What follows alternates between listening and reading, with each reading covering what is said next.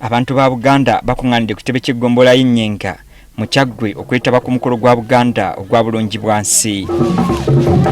Katikkiro wa Buganda ow'ekitiibwa Charles Peter Mayiga yabadde omugenyi omukulu ku mukolo guno era atuukidde mu mizira. Ono asimbye omuti ogw'ekijjukizo ku ggombolola eno. Vincent Matovu Ssekiboobo yeebazizza Kabaka olw'okusiima emikolo gino okuzibwa mu ssaza ly'e Kyaggwe. Ssaabasajja asiima mu mwaka guno 2024 lukuzibwe mu ssaza lye lino ery'e Kyaggwe ku mbuga ya Mutubi 5 Nnyenga. Joseph Kawuki, minisita wa gavumenti ez'ebitundu e Mengo, ategeezezza enkulaakulana Obwakabaka ze buliko mu ssaza lino omuli n'okuzimba eddwaliro. Katikkiro Kabaka bwe yasiima okutandika okuzimba amalwaliro mu masaza, minisitule yakwasibwa obuvunaanyizibwa obw'okulondoola ensonga ya pulaani. Mu bitundu ebimu twatawaanyizibwa, naye bwe twajja wano Ennyenga aba divisioni baayaayaana okulaba nti bagiyisa. Badivisioni babaga temulina buyinza mugireete, ne bagiyisa mu bwangu ne ssente esasulirwa eddwaliro wano e Kyaggwe wewokka ng'ab'obuyinza be baazisasula.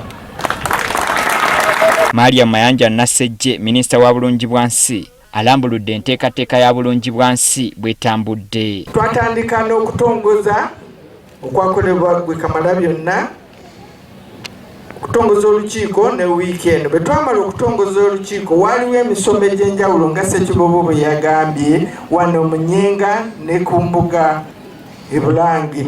Emisomo egyo gyabadde mu baami ab'emiruka n'abatongole mu misomo egy'enjawulo. Mu kwogera, Kamalabyonna wa Buganda ow'ekitiibwa Charles Peter Mayiga yennyamidde olw'abamusiga nsimbi abasaanyaawo entobazi. Naye kiteesa omusiga ensimbi ekkolero mu ntobazi kyeki? Musiga nsimbi nabaki atalina ssente zigula ttaka mu lukalu?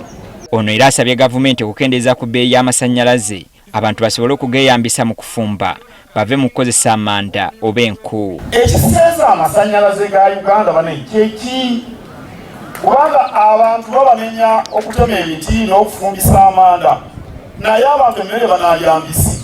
Era asanyukidde enkola ya bulungi bwansi n'okutaatira obutonde okugiteekamu abaana abato n'abavubuka kuba gwe musingi gwa Buganda. Ssaabasajja Kabaka yagamba nti bulungi bwansi si kulonda bulonzi bucupa na kwera, naye tunyikize amakulu ag'okuzimba eggwanga eddamu naddala mu bavubuka n'abaana abato.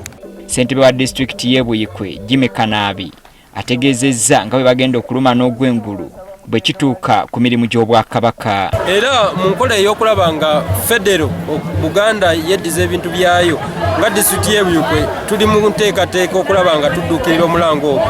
Era wano wensiimira abakulembeze bannange okulaba nga ffe eno enkola twagitambuza dda nga disitulikiti n'egula ettaka lyayo tutandise n'okuzimba ekitebe, era essaawa zonna tugenda kuva ku mbuga ya Ssaabasajja Kabaka wa Buganda. Buli mwaka nga 8 omwezi gw'Ekkumi Obwakabaka bukuza olunaku lwa bulungi bwansi era nga lwe lunaku olujjukirwa olw'ameefuga ga Buganda.